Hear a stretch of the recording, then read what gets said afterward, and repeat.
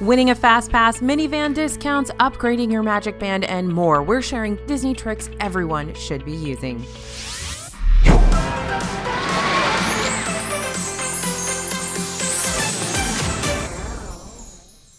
Hey everybody, it's AJ for Disney Food Blog. It doesn't matter how many times you go to Disney World, things are always changing and updating. And here at DFB Guide, we are always on the lookout for new ways to make sure you're saving money and having the most epic adventures possible on your vacation.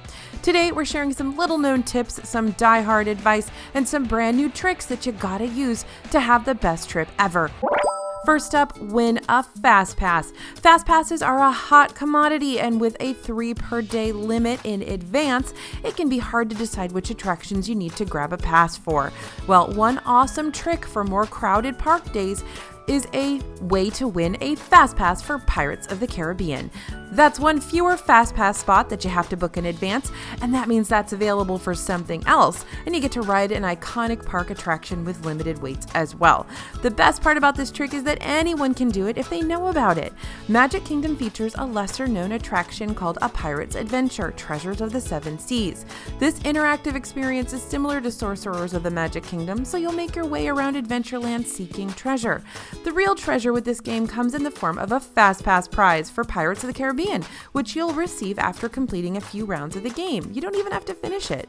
So instead of spending that 45 minutes in line with fussy kids, spend it playing a fun game and still get to ride pirates. Sounds like a pretty good deal to me. Next trick we've got to share is getting free money. First off, a big trick people should be using is grabbing discounted gift cards from your Sam's Club or Costco. Now, even if you don't have a Sam's Club or Costco membership, you might want to check the cost and see how much you'll save using this trick, because it could be totally worth it. Sam's Club and Costco sell Disney gift cards with a discount, which means you can sometimes get $50 gift cards for around $45. It's basically bonus money to spend on your trip, so you really don't want to pass up on this opportunity. We also recommended gift cards in general as a great way to budget. Buy gift cards in advance, and you don't have to worry about overspending. Just stick to the gift card amount you're allotted in advance. Another way to get free money back on your gift cards is to use your Target Red Card. Target Red Cards do apply their discount to Disney gift cards, so you can buy Disney gift cards and basically get them for 5% less if you are a Target Red Card member. All right, next let's talk about free rides. Another great tip people really should be using is Lyft promo codes when you're nabbing that minivan ride. I have seen so many more people using minivans. I feel like they're adding tons of minivans to their fleet, lots of new drivers, and every time I'm in a minivan, I'm told that they are just getting used more and more and more often, so I know you guys are using them.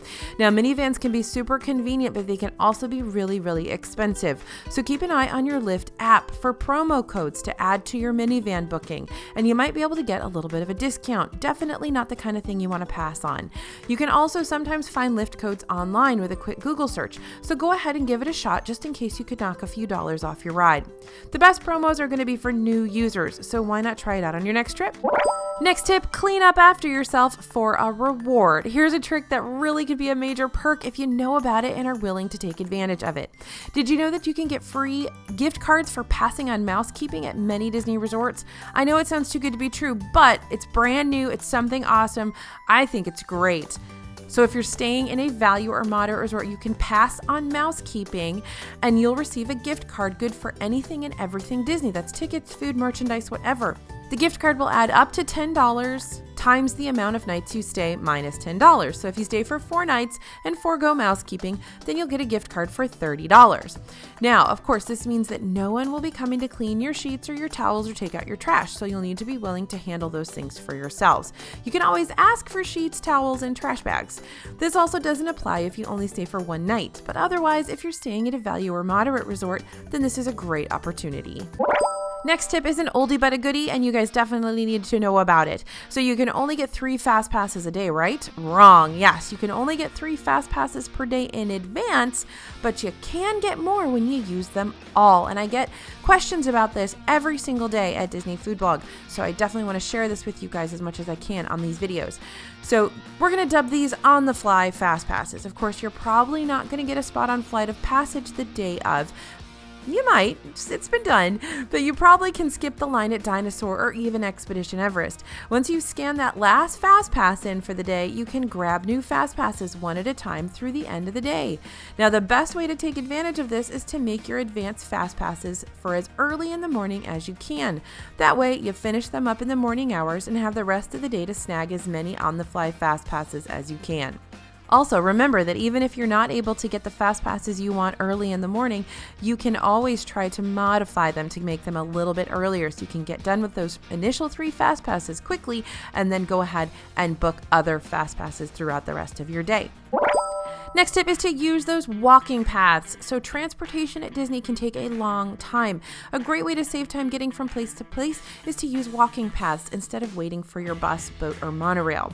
There are walking paths between resorts, parks, and even to Disney Springs, and they can really save you some time if you know where to find them. Of course, there's obvious ones like the path from Boardwalk into Epcot, but leaving Epcot at that same exit, the International Gateway, will get you on a path to Hollywood Studios too.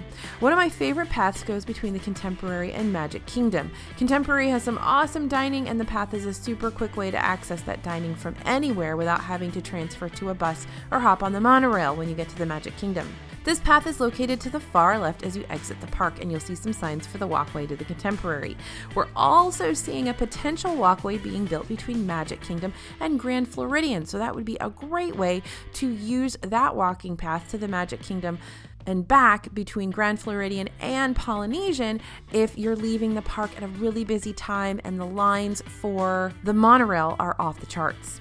Now, there's also a path from Saratoga Springs to Disney Springs. Obviously, this can be super helpful if you're staying at Saratoga, but it's also a good way to get to the Springs before buses start running there from the theme parks at 4 p.m. Next tip, upgrade your Magic Band. If you're staying at a Disney World hotel, you'll automatically get a solid color Magic Band. You get a few standard colors to choose from, totally free.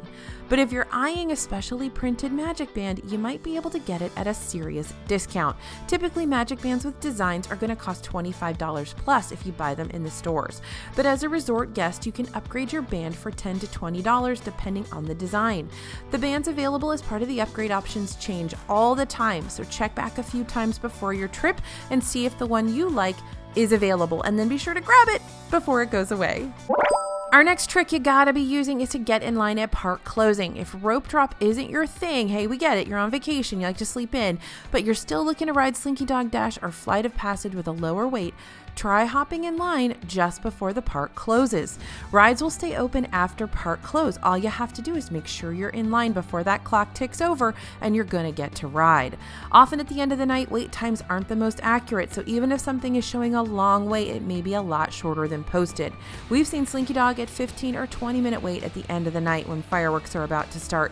So if you don't mind missing the show, this is a great time to get in some last minute rides or some rides that you maybe couldn't get a fast pass for.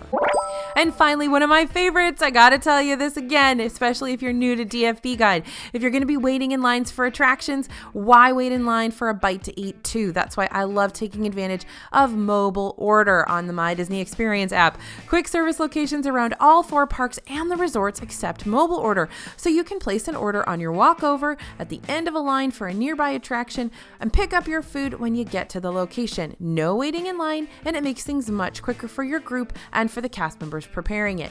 I've even been able to snag a Dole Whip from Aloha Isle with only 15 minutes to spare to make it there and back to my hub spot for fireworks. Not too shabby.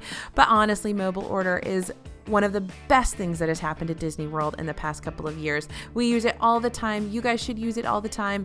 It makes such a huge difference, especially if you're there during those incredibly crowded times. All right, everybody, there are a bunch of Disney tips, tricks, die-hard advice, things you definitely should be remembering and using when you are on your trip. Also, I'm really going to quickly throw the Skyliner in there. A lot of people forget that the Skyliner is around, so if you are planning on going from Epcot to Hollywood Studios, remember you can do that on the Skyliner. You don't have to take that long boat ride or even walk. It is nice to walk on the walking path, but sometimes the Skyliner is a good thing to take as well. So don't forget it's there. Definitely use it. Thanks for listening and thanks for watching, you guys. As always, this is AJ for Disney Food Blog. Head over to dfbstore.com to pick up our guides to Walt Disney World dining, snack guides, and lots more. Don't forget to use code YouTube to pick those up. And we also have t-shirts. I don't talk about it very much, but we've got some really, really great t-shirt designs from a really talented graphic artist. You can check those out at Teespring. Here's the link right here. As always, this is AJ for Disney Food Blog, and we'll see you real soon.